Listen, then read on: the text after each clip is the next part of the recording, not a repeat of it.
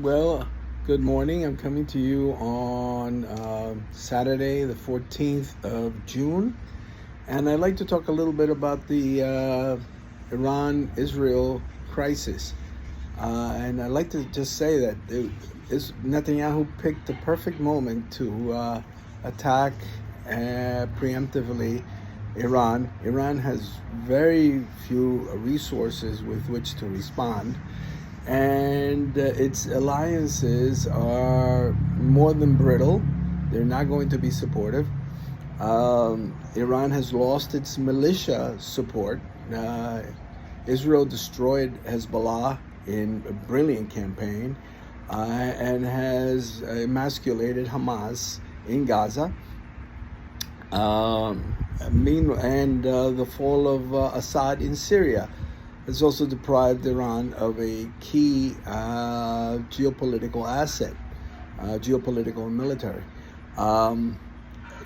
Given the impasse in the negotiations between the United States and Iran on the nuclear issue, and the condemnation of Iran by the International Atomic Agency, I think Netanyahu picked the perfect moment to attack Iran. Iran has a military that harkens back to the 1970s.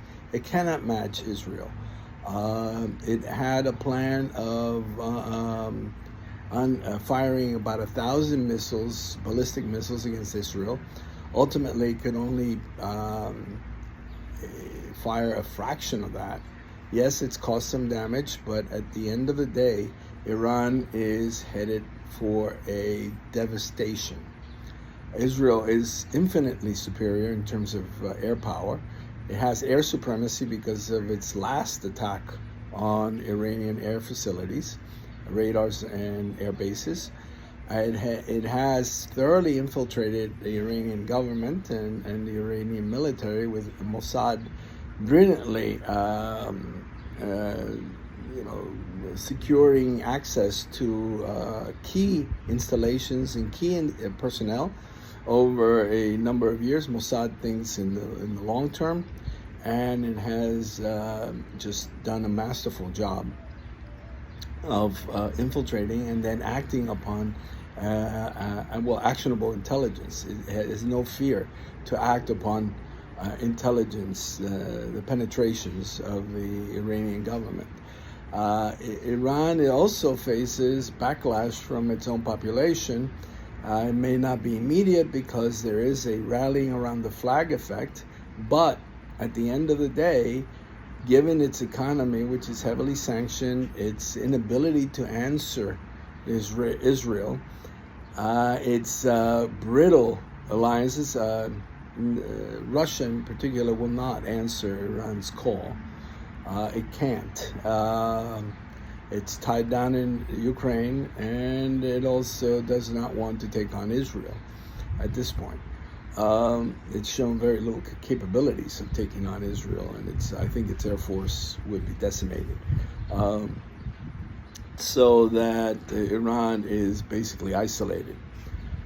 Given all that, I think that the Israeli operation Rising Lion will have a significant chance of success, and that Iran will face key and maybe disastrous consequences.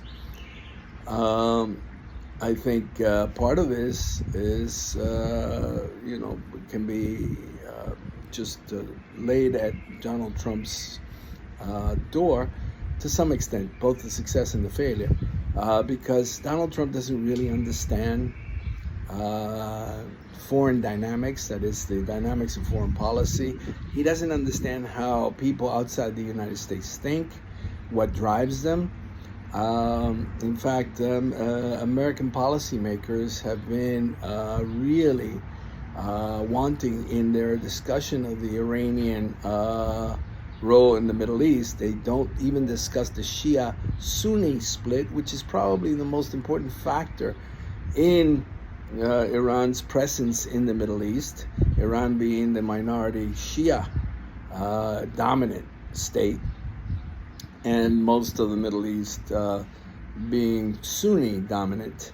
And that will come to the fore when Saudi Arabia and the Gulf states basically boost up oil production next week in order to allow Israel to hit anything and everything in Iran while maintaining oil prices stable.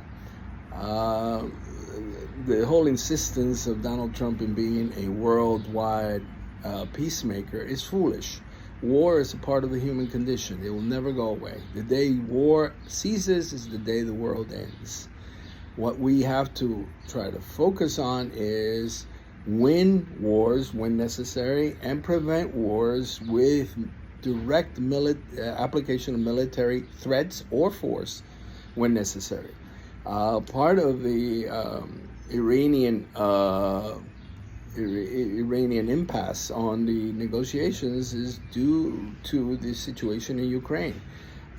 We could have won that war. I mean, Ukraine could have won that war months ago. But given the reluctance of Donald Trump and to some extent Joe Biden to remove Vladimir Putin for whatever reasons, escalation or the idea that Russia in turmoil does not bode well for the world's stability, that in itself has caused our enemies to believe that American influence is waning and it cannot be, and it won't be applied effectively. I think that while it's commendable to seek peace, I think it is foolish and infantile, because war is part of the human condition. In fact, I think I've mentioned this before. Out of human history, of 5,000 years of recorded human history, we've only had 250 years of peace where no major wars were taking place, or at least were being reported.